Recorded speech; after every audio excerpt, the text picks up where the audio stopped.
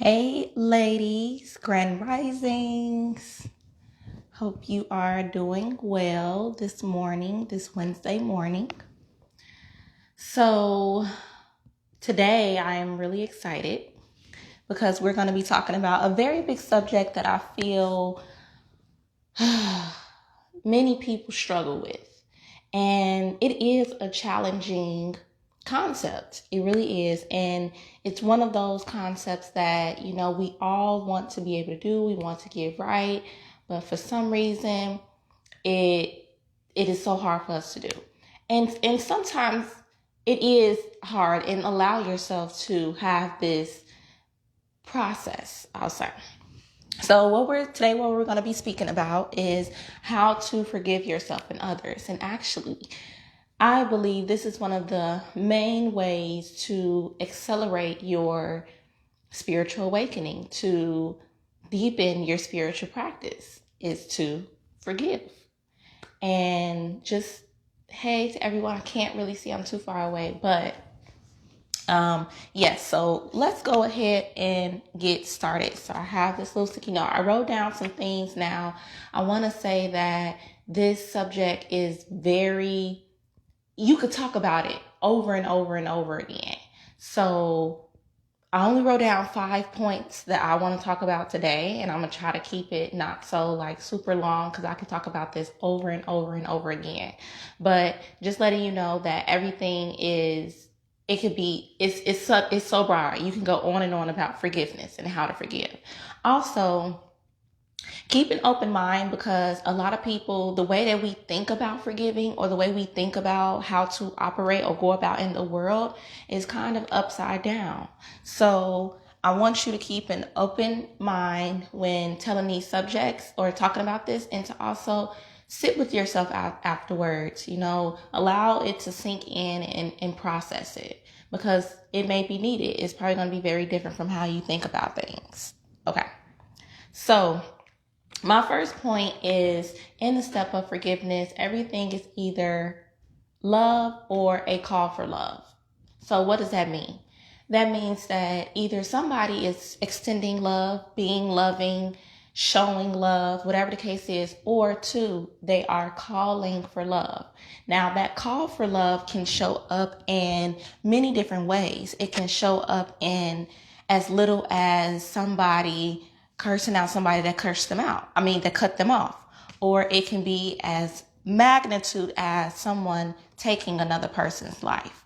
So it could be any of those in between those things. So a lot of people, they don't have love. They don't experience love, because if you did, why would you take someone's life?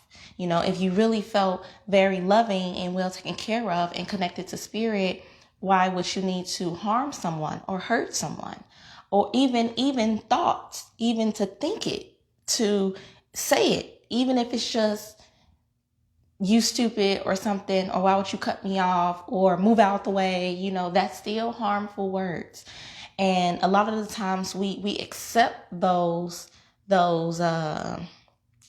ways of calling for love. Well, that's little. That's not the same as murdering someone. And to an extent, I agree. It isn't the same as taking someone's life. We still need to work on ourselves and be willing to see that those people still need love. So I know people are like, well, they don't deserve my love. A lot of times this comes up, or they don't deserve my love, or you can't love everybody because it will be a weakness, or whatever the case is. So I want to say that just because you love somebody, just because you're extending love to somebody, does not mean that you need to have a romantic relationship with them. That doesn't mean that they need to know your PIN number to your bank account. That doesn't mean that they need to now be a guest in your home and, take a shower at your place. That does mean that it allows you to not hold so many grievances against them. That means that you're not holding this stress within yourself and anger within you for somebody else. And the main thing is because a lot of people are going through their own thing. They have their own baggage, and we don't know that baggage. Many times we don't know that baggage, and we're saying, oh, this person shouldn't act like this. Or let's say somebody who cut you off is going to a very important interview. Or let's say the person who cut you off were taught to drive like that. This is how they are supposed to drive. So this is a habit. They're not thinking anything else. So yes, they're not being as mindful, but now why are we judging something that we don't know the full context about it? And a lot of the times that is where the lack of forgiveness comes from, because we feel like things shouldn't happen, or we feel like it's not right or it's wrong. And keep an open mind with this, we have no way to really judge accurately whether something is truly right or wrong. So why I say this, I believe we are spiritual beings having a human experience. And a lot of times this concept is thrown around that we are spiritual beings having a human experience. But then what does that truly mean? If we really take that into account and we really believe that, then, and not just say it because it sounds cool, that means that nothing truly can harm us in this reality, in this illusion of, or this experience of being a human, because we are spirit. So one thing, we don't truly know why things are happening. If we are spiritual beings having a human experience, then it's just an experience. It just is what it is. There's no right or wrong. Or we don't know it. Most of the time it is happening so that we can evolve, so that we can grow within our experience as a spiritual being, so that our soul can evolve and so that we can become more identified with our spiritual nature. So, for example, how this can make more sense. There has probably been a time in your life where you was going through a situation, and at the time you're like, this shouldn't be happening. This is not right. This is wrong. And on and on. And then maybe even a few years later, it hits you. You think about it. And it's like, whoa, I see why that was supposed to happen. I see that it brought me to this person, or it brought this opportunity to me. If I wasn't in that experience that I hated, that I didn't want, then I wouldn't have gotten what I have now, which is pretty dope. Or, not all the time does that happen, but I'm pretty sure at least once, at least twice, at least 5 times that has happened in your life, where at the moment you probably think that this shouldn't have happened. So another thing that is a slow burner, I call these slow burner, is death. So I want to talk about something that really was dear to me, and how I really overcame it, and am in still seeing ways where it is popping up and choosing to forgive the layers, because trauma is layers. So a lot of the times we think that if we spend just a little bit of time, or we focus on healing this one layer, that is over. But that is going to keep coming up, and we don't think about that. And that's why we ask ourselves, well, why is this happening again? I thought I already got over this. And it's like, you probably did heal a layer of it. Great. Keep it going. Just like driving or learning any new skill. You're not going to get it right on the first time. It may take repetition. It may take continuing doing it, to continue to practice it, to master it. So same thing with our trauma. It's going to take continuous opportunities to forgive and choosing forgiveness to completely heal the trauma. I hope that makes sense. So when I was 3, my dad passed, and my dad's best friend was the one who killed him. And he was shot 5 times by his best friend in a car. And of course, since this is his best friend, he knows that he has a daughter. He knows that he has a 3-year-old daughter, and that if he killed him, his daughter would not live with a father, would not grow up with a father. So for a very long time, I was angry with this man, and that killed my father, of course. He went to jail, and I held a lot of grievances for that. And because of this whole concept, like best friend killed you, I had a really hard time trusting people in general, because my experience, my dad's best friend killed him, so you can't trust anybody. Now, that was blocking me from a lot of experience in life. It really made me isolate myself. I was very angry. I didn't trust, so I couldn't really have deep, fulfilling relationships. Now, I did go to this medium one time, and whether people believe in the mediumship or not, I'm going to bring this all back around. Excuse me. So I went to this medium, and she said that my dad was doing something else. He was doing something shady. Something else had happened that no one else really knew about but what happened. And also my mother had told me that he knew he was about to die. He made a phone call right before it happened. And he told the person when he made the phone call that he was with the guy who killed him. He's like, hey, I'm with da-da-da. And so that's how the guy was caught. So he felt like something was going to happen. Now, my dad was also in a gang. And many times, because people are our family members, that we tend to look the other way when things are happening. And then we say, well, he knew he had a daughter. Well, he was, that's his best friend. Who does that? You need to be mindful and think about that. At the same time, he knew he had a daughter, and he was in a gang. He did whatever he did that was shady, or whatever the case is, because I'm pretty sure they didn't just kill him just because. I knew it was a setup.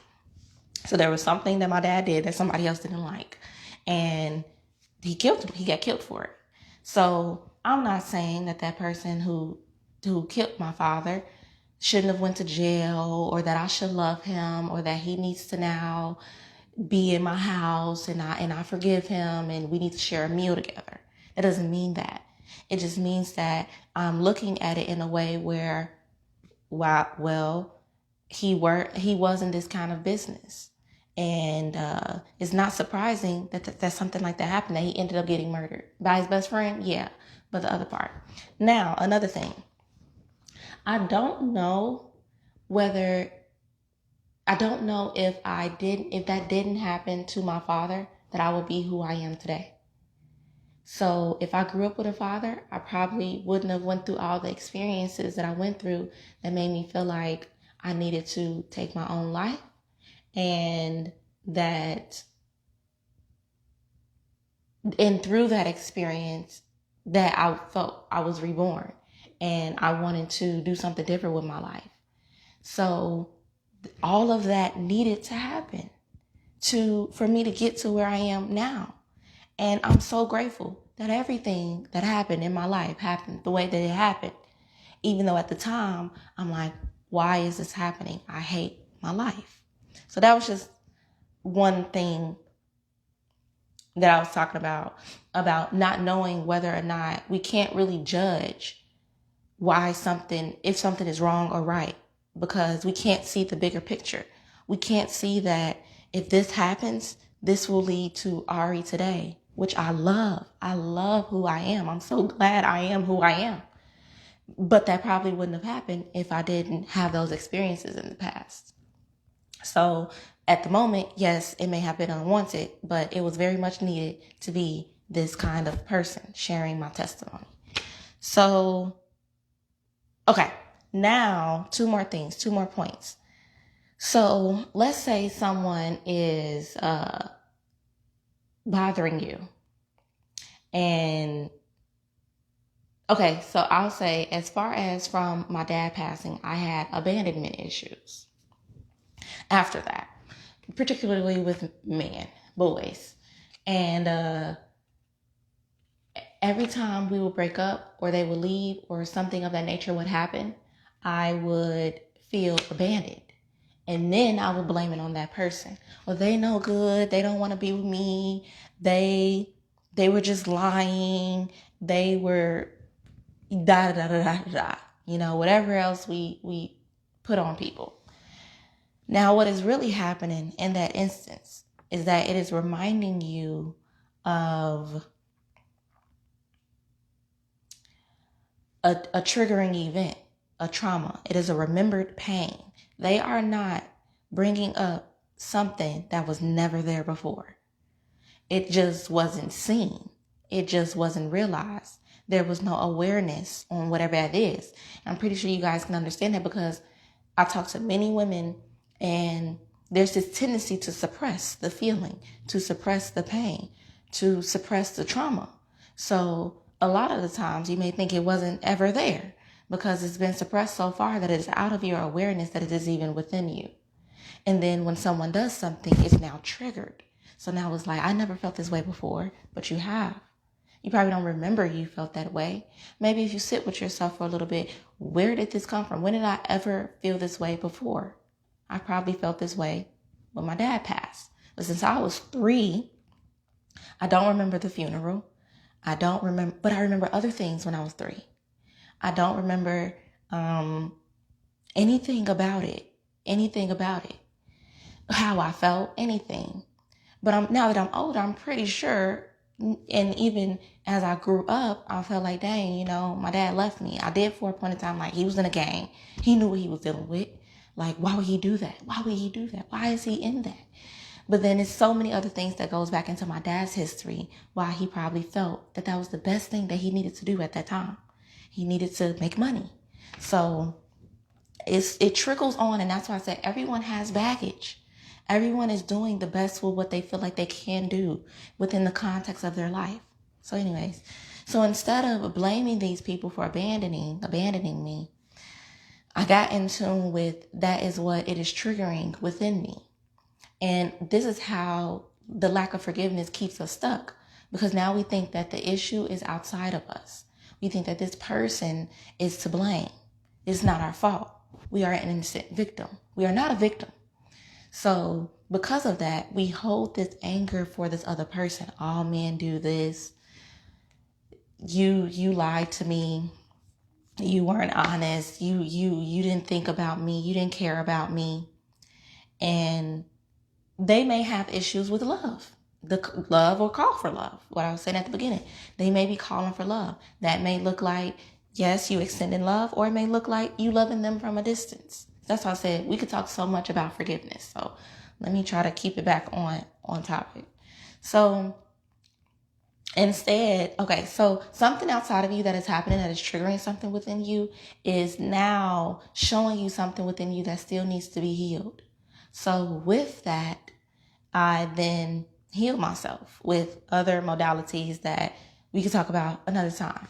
So I sit with those feelings of what does this feel like? I take into account that this person, try to take into as much as into account that as I can with my own awareness. When I know about that person, why they probably did something like that, they probably need love, why they need love. Maybe they have abandonment issues, or maybe they're feel like it's too good to be true, so they just run from it. So those things can happen. Instead of just seeing it from one perspective, your perspective, see it from a perspective of what can I learn from this experience? What is this triggering within me? When did I feel this way? So that it's not that person that is doing that. If anything, they are helping you grow because they are showing something within you that you have made suppressed that probably would have been suppressed had they not triggered it. So anyways, but then the pain, the feeling feels so uncomfortable that we then be like, okay, well, it must be your fault. It's no one's fault. It's no one's fault. No one is to blame. You are not to blame for the experience that happened, and they are not to blame for what happened that is now triggering within you. It's just your responsibility to now do something about it and to heal it. No one is at fault. So the last point is that projecting guilt. So this is another instance where our forgiveness can be very hard, and this may be a very minute experience. So I'll say, for example, there was this person I knew that she didn't like nosy people. She hated people being nosy. It completely rocked her core. And I see y'all comments. I'm gonna come back and watch them and read them and give some insight on it. If you have any questions, feel free to post questions and I'll answer them. So she didn't like the person that was nosy. And it was multiple people that was nosy, and she always talked about how these people are nosy and how she can't stand it. And now it didn't really bother me. And what is happening there is the projection of your own guilt. She told me one time that she is nosy and she likes the fact that she's able to get things from people and get their deepest, darkest secrets without having to give her own. So she has perfected this skill of getting to know more about people than they know about her. So a lot of the times we may not know that we feel bad about that, or we feel guilty for some reason about that. That doesn't sit right with us. It doesn't make us feel good. So then what happens is it is now shown in another person outside of us. And that is now irritating us. Now, why is it irritating us? Because it is something within us that we haven't truly accepted within us. So now it's being shown outside of us because a lot of times it's hard for us to see our own suppressed feelings. So now the suppressed feelings is now going to be projected outside of us so we can see it. So we could be like, okay, what can I learn from this? How is this pertaining to me? How am I doing the same thing? Now, no, I may not be being nosy in that aspect, in that form. I may not be being nosy in a way where I'm scrolling on social media and I'm Googling people's opinion. I may not be nosy in a way where I'm going to climb up a person's balcony and peek in their window. I may not be nosy to that extent. That doesn't mean that I'm not being nosy in other ways. So that's a lot of times where we're like, but I don't do that. I'm not doing exactly what they're doing. And you may not be doing exactly what they're doing, but in some way you're doing it. So, and that's why it's so important for us to be honest with ourselves. We have to be honest in order to grow. We have to. If we're not honest, then nothing is happening. We're just staying in the same spot. Seeing that we're not the issue. That it's not us. So now the guilt is being projected outside of her. And now she's so irritated about it because she hasn't accepted it within herself. So, also, I'll give you another example before I read the comments. There was this, at my last 9 to 5, my boss, she really irked my nerve for a while. And I didn't know why. At first I'm just like, she. It was all about her being the issue and I being the innocent victim. Now, because I knew this, it did take me some time to be like, okay, what can I learn from this? Why is she irritating me? And once I sat with it and thought about the reasons, what was the experiences that irritated me? What did she do at that time that irritated me? So I went through all the experiences and I'm like, this reminds me of my mother. This reminds me of my childhood. So this is going back to the point of triggering remembered trauma. So she used to be really on it with me. And I worked at a job where you couldn't micromanage. You couldn't micromanage because we set our own schedules. So there was no way you can know what we're doing at every time. So, but she tried it with me all the time. She always wanted to know where Ari was. And it just irked my nerve. And it was just other things that she did that at the time, I didn't think that it triggered the trauma of my mom. It didn't, not that my mom was a bad person. It's just, as a child, it's just like your parent is tripping and they're annoying you. And as you grow older, you're like, I understand that now.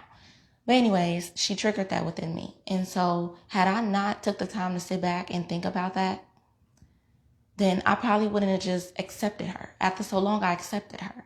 I let it not bother me anymore because it was now for me to heal. And for me to see that also, it was two things. It could also be something within her that I know nothing about.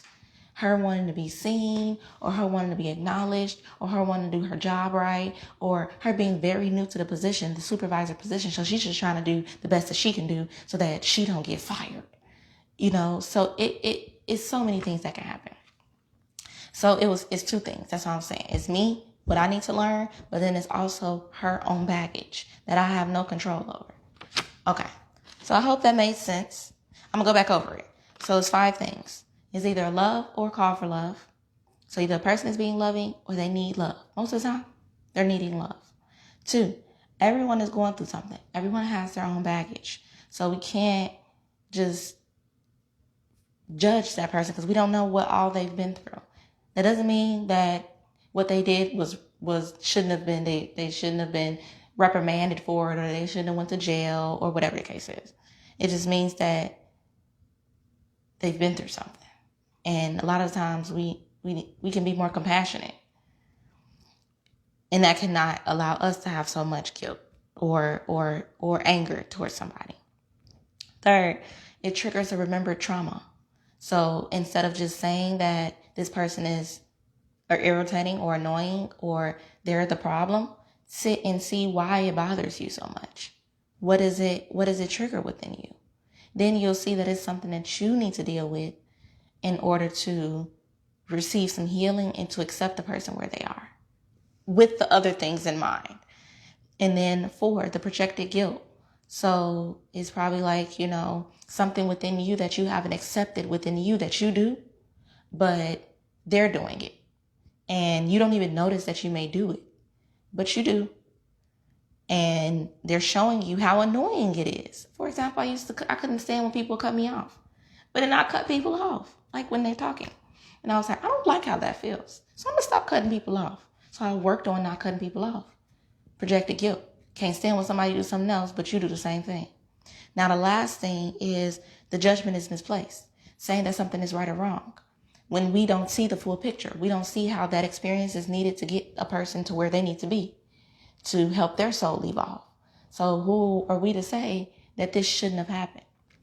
For example, there are things that has happened in your life at the moment. You feel like this is unwanted. This shouldn't be happening to me. Why me? 5 years later, you look back, you're like, I understand. I needed that. So those were the 5 things. Now, let me bring this in and see what people commented about. So, okay. Look at the universe. I'm going through this now. I don't know what you meant that you was going through, Tony, but good morning. Why is it Legina? Because your name is not your name. So much perspective. Okay, good morning, Tony. Yes, my emotions get the best of me, and it's hard to understand what's going on when you don't know what to do with the pain. So, yes, that's what mainly can happen with what I was saying about my boss, or when something happens and you're like, I'm sad. And a lot of the times, our emotions may get the best of us. And we don't take, as far as something with death, we need to grieve. We probably really need to grieve that. And a lot of the times we feel like we shouldn't be feeling the way we're feeling. So, for example, I was talking to my client the other day. She was having a bad day because it's this anniversary that happens every year. And she's like, well, every time around this time, I get upset. And so I told her, allow yourself to be upset. Don't allow yourself to now beat yourself up about it and be like, well, I should be over this at this point. What's the timeline of healing? We don't know. We don't know that. And a lot of times it's like, well, they need to get over that, or it's been this long, or whatever the case is. But it's like, who are we to judge how long it should take somebody else to heal, or judge ourselves? So she was like, well, that's what she was doing. She was beating herself up, feeling like that, like she needs to be over this by now. That's not true.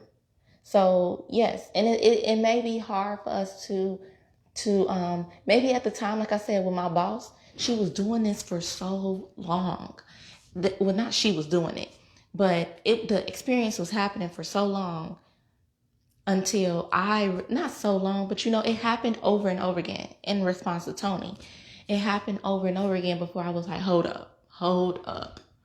I'm annoyed all the time. I don't like this. I'm steady irritated with this lady. She just blows me. Like, and I didn't like how much she was, oh, I don't think it's going to let me do that. It's not going to let me rotate it. I wanted to be able to see you guys. But anyways, she just irritated me. She irritated me for so long that sometimes we need to realize how miserable we are before we could be like, hey, I don't want this anymore. This needs to be gone. So a lot of the times we aren't miserable enough to be like, I need a change and I'm ready to let this go. Where is this coming from? Why is she annoying me so much? So your emotions may get the best of you for some time. That's a process. It's a gradual process to forgiveness. That's why I said there's layers to it. So a lot of times we think, okay, now y'all listen to this masterclass, and then you go and get mad at somebody. Oh, I just listened to that masterclass. Now you beating yourself up about it because you're like, I know it now, and I still did it. It takes time. It takes time. But at least when you do realize it, you'll know what to do. You'll know what it is. You know what it's for. So, yep. Okay, let me keep scrolling. So, and then Legina was like, I'm trying to figure out why I'm so triggered when I feel like people are lying to me. Yes. Now, one thing, this is just in my own experience. Do you lie to yourself?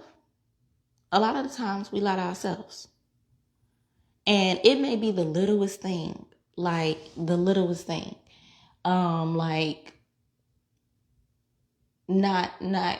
doing what you say you're going to do. Say you're going to do something, then you don't do it. Or say you're going to do something with the intentions of never doing it. For example, I know somebody who has a child, and they always lie to their child all the time with no intentions of ever doing it. I'm going to do it in like 5 minutes, knowing that they're not going to do it at all, knowing it's not going to happen, or saying that they have something. Like I think her child was asking for a Band-Aid. She was, I'm going to give you a Band-Aid in like 10 minutes. Go and lay back down. Hoping her child is now going to go to sleep. Or her child is like 3, 4. She comes back out after 10 minutes. Mom, where's the Band-Aid? So I'm like, just get out a Band-Aid. She was like, we ain't got no Band-Aids. So it's like, why not just tell your daughter that y'all don't have any Band-Aids? Instead of, because she's going to keep coming out thinking that you're going to give her a Band-Aid. So now the context of her in her life, she may feel like she needs to do that, whatever the case is. But there may be instances where we lie and we don't see that. We don't see that. Now it's like, so just become aware. Like, what are some things where you like, even if it's like, hey y'all, I'm gonna come outside, knowing you ain't gonna come outside, knowing you don't feel like it. But because it's like, you don't want to say it to them in their face. That's why I say you got to be honest with yourself. You have to be honest in order to grow. You have to be. Start noticing, and you may do it such on autopilot that you don't even notice that you're doing it. And then that is why it is now projected outside of you. Now you feel like everybody lied to you. Now people lie to me. People lie to me. But I know that people really do feel like that they need to lie to get what they need to get. And that's other people's ways of going throughout the world. I can't control that. I cannot control that. All I can do is be as honest as I can be. And that's it. That's the only thing I have control over. If they lie, then they lie to themselves. They hurting themselves. And at the end of the day, they're not hurting me. That doesn't mean that I don't go around and trust people. Like, there are people that I trust, but then it's like there are people that I know that lies a lot. And so when they tell me things or when they say things, I just don't take it as serious. I don't expect more from them. A lot of times we expect way more from people that we need to be given to people. And then we wonder why we're getting hurt at the end and why we're irritated. It's like this person is showing you their behaviors, but yet you expect differently every time. So it's like, just expect less from them. And not in a way where it's like, revenge, I hate you. It's just like, I mean, what else am I supposed to think? Okay, so Regine, I think that's how you pronounce your name. She says, yes, everything is mirrored back to us. Can be tough to accept at times. Yes, it's very tough to accept. Because it's like, this ain't me. This can't be me. So then Tony said me too. Legina with his name, Kiyoshi. My dad has been gone for 10 years and it still feels fresh sometimes. And it's going to feel fresh sometimes. You know, allow it to feel fresh. Allow it to feel fresh. By you saying, I'm trying to get this middle ground where I can see and get the live at the same time, getting the live. But it's going to feel fresh at times. You know, there were times where in my adult life, when I always was going through a breakup or something, I'd be like, you know, crying to my dad. Why did you leave me? I would be more prepared if you taught me something. You know, I wouldn't be up here being so naive and gullible with these dudes. I would be able to see it earlier. You left me. So now it is gonna feel fresh, you know. But the thing is, we then beat ourselves up about it. He been gone for 10 years. Like, come on now, get over it. You should be over it. I don't know if that's what you're telling yourself, but I don't know if that's what you tell yourself, but that isn't helping. Allow yourself to feel the way you're feeling. You know, allow yourself to grieve. You've probably still been feeling it. It's fresh. Maybe because you haven't truly allowed yourself to just be sad. We fight that because we feel like we're being weak. Even women, even us women, when it's more accepted in society for us to feel our feelings. But still, we have trouble with it. Because we feel like we need to be strong. We feel like we have children, so they can't see us cry. And it's like, not that I wish I seen my mother cry more. It's just that it was hard for me to believe when she was hurting, that she was really hurting. It was like, you sad? I didn't think you would get sad, you know? And so now it's harder to empathize because it's like, I never seen you get sad. Like, what do I do? What do I do in this moment? But then also, like, work. There was one time where I was sad about a position and that I didn't get. And I didn't get it twice. But then the girl who got the position, y'all, I swear me and her are like this till this day. And that's what I'm saying. You may think at the moment, why is this happening? This shouldn't be happening. I deserve the position.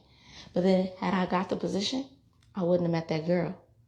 And I wouldn't have been found a very lifelong friend. So it's those things. We have no way to judge. So the other thing about, I forgot what I was even saying. Honestly, getting off track. I know I was talking about my mom and her, and the pain. The not wanting to cry. So I was going to work, and after not getting this position, and I was sad about it. And like because I'm so bubbly, they used to always be like, Ari, what's wrong? Talk. Hey. And so we did this code at our job where if we are on this color, we put our little pin on this color. And if we're on that color, don't mess with me. People still come in. Hey, don't you see my thing on this color? Don't talk to me. And sometimes when you're that person that brings so much life, it's like, we need this person to be their normal self. And so I just am standoffish. If I'm in a point, I just close up and I accept the fact that I shut down for a little bit. Like, I need to process. Dang, I'll be back. Let me be this way for maybe a week. I would rather be this way for a week and be back to my normal self in a week than to deny that I'm feeling the way I'm feeling And now it's 3 months down the line and I'm still hurt about not getting this position 3 months ago. So it's like some people won't allow you to feel your feelings because they don't know how to feel their own feelings. So they don't know how to give you space to feel your feelings. That's why it's so challenging as a light worker, as to be the example, because a lot of the times you're paving the way and people are watching you. They need you to show them what it looks like. And so you don't have anybody who paved the way beforehand, so the path is smoother. No, you're the one making the path, tearing up your shoes, cutting down the grass. Okay, so I definitely do lie to myself, but I don't lie to others. Right, you don't have to lie to other people. That's what I'm saying before. Like, you're probably, with the nosy thing, they're probably not being nosy to the point where they're climbing up on people's, balcony and sitting outside their house and watching outside their window. That's nosy. That's still nosy. Now, you may just be nosy by you walking into the office and you hear them talking about a coworker. They talking about a coworker. So you kind of like listen a little bit, and they don't know that you listen. So you just listen a little bit, something like that, instead of being like, what they talking about? They talking about something else. I don't know what they talking about. Let me worry about myself. Let me put my headphones back on. Let me focus back on what I'm doing. So it may be that. It may be that. So you don't have to be nosy. You don't have to lie. You don't have to lie in a way where you lie to other people. But just the act of lying itself is taking place. Okay. And then, so true, I just realized yesterday how much I really haven't forgiven others, and mostly myself.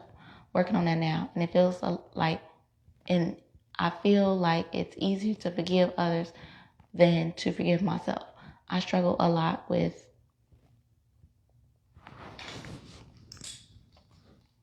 understanding why I'm in a constant battle with depression and mental health in general, when I feel as though my situation is not as bad as it seems or compared to others.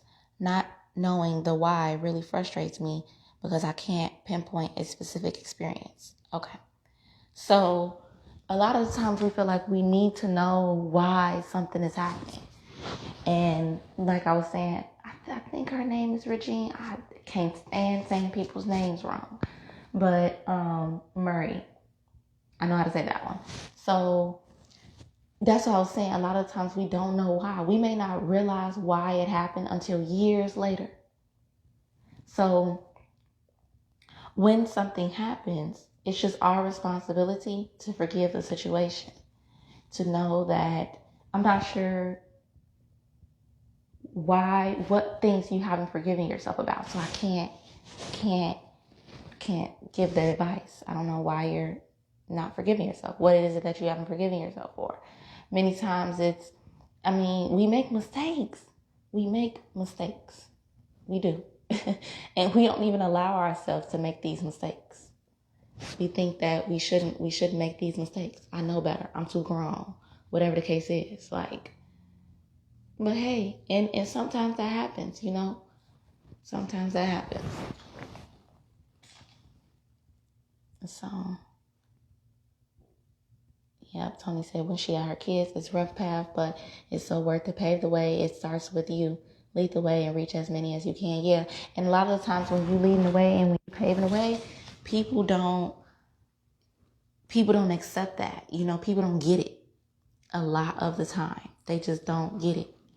And that is why to Regine, that with you it's easier to forgive others than to forgive yourself, is because you know more about yourself, so you feel like you should know better or do better.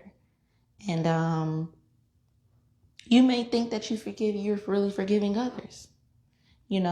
Are you really think about that? Really sit with that. Some of these things that we saying on here, we need to go and sit and just think for a little bit and really take a moment to see if we do truly forgive others, because there may be something that we haven't forgiven somebody else about that's still popping up, and then something else happens. Now we're not forgiving ourselves, when really the original thing was not forgiving somebody else. So Just always question these things. Just always question. And then we are our toughest critics. We need to love ourselves and have compassion. Yeah, because I make a lot of mistakes. And there's been times where somebody will now try to project the guilt onto me. I don't even feel guilty. But then now I should feel guilty because the other person feels like I should feel guilty. And so that's another reason why it's hard, because now you got to pave the way and be like, you got to hold that standard for yourself. Even in the midst of somebody else trying to make you feel guilty, you now need to hold it. That's that next lesson that comes. Because now once you become more in tune with your spiritual nature and you start forgiving and loving more, the lessons become harder. They become much harder to learn, and they show up in little sneaky ways. For example, there was one time where there was this burnt pan in the oven. Honestly, y'all, this is how things show up in my life. There's this burnt pan in the oven. I turn on the oven to warm up these biscuits, and the pan is already like black. And one of them old pans that people just have.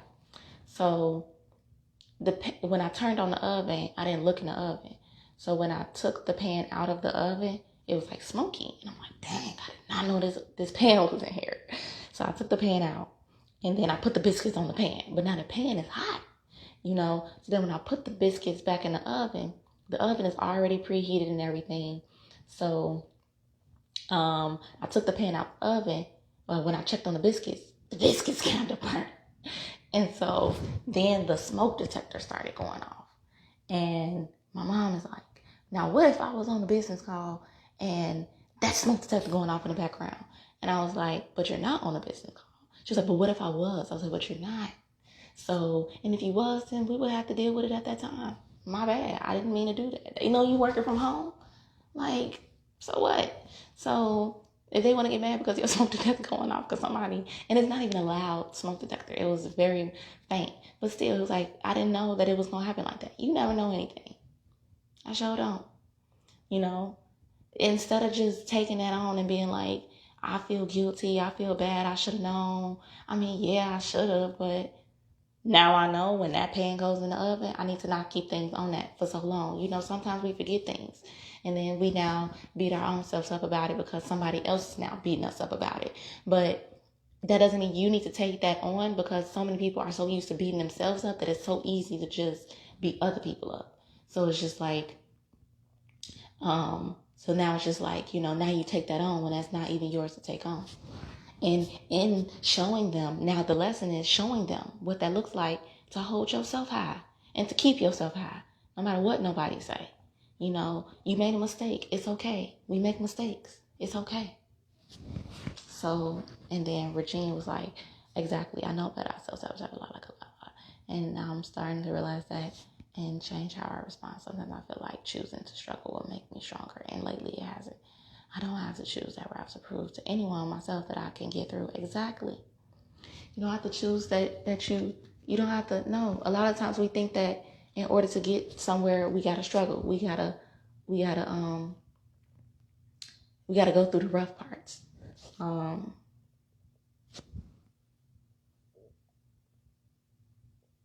Yeah.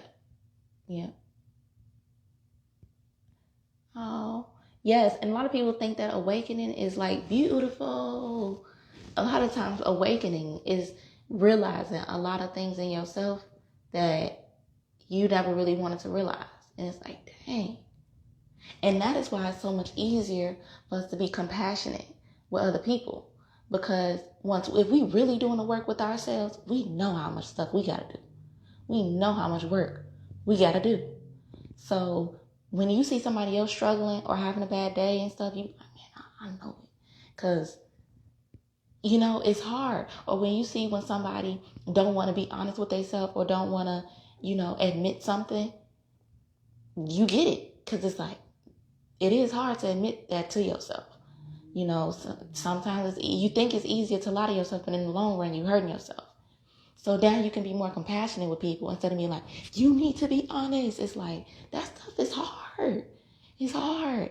And some people just ain't got it in them to do it at that time when you want them to. So then it's like, well, I get it. Move on.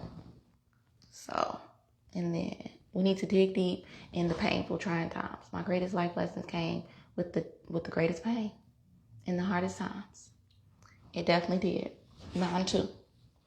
And we have to go through the clouds to get to the light. That's my saying. So we may have to continue to get through these, because it was the pain that we suppressed. Now we got to go through all that. We got to go backwards. So yeah, it's going to be tough. But if we want to really get through to the light, we put these walls up. And as much as it took to, that's why on the banner on this group, it says removing the barriers around your heart. I meant that with intention. I did not just randomly put that there, because we built these walls up around our heart. And then when it's time to break the wall down, we're like, oh, this is too much. Now when I break the walls down, it crumbles into crumbs. It shatters, and now it's all these little pieces. Now, instead of just breaking the wall down, now I gotta sweep up the pieces. Now when I get all the pieces up, it's still the little crumbs, the little debris. Now I gotta get that up, And it's just like when you sweeping, you put some in the dustpan, you gotta sweep it again, put some on the dustpan, sweep it again, put some on the dustpan until all of it is gone. So yeah, it's tough, y'all, to break these walls down. But in order to have the wall come completely down, it's a lot of cleanup work. So I really enjoy talking to y'all ladies. I'm gonna do this more often, talking to y'all after, I give the little talk, because it was nice. And I love learning more about you all. You guys are some awesome, awesome women. And I'm so glad to have you here and have this space. So, peace out, y'all.